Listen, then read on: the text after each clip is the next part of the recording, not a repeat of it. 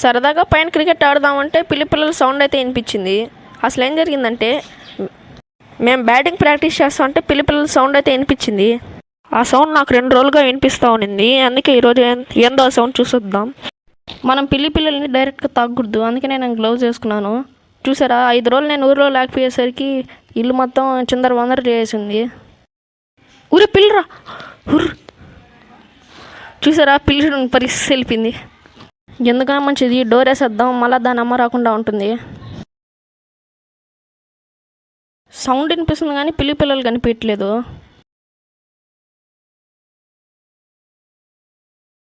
మొత్తం ఎతికిన తర్వాత ఈ అట్టపెట్టలో ఉనింది పిల్లలు.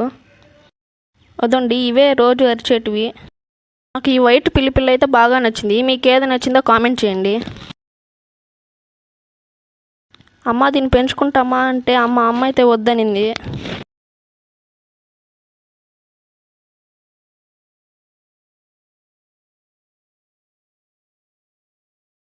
చాలా క్యూట్గా ఉన్నాయి కదా ఇవి.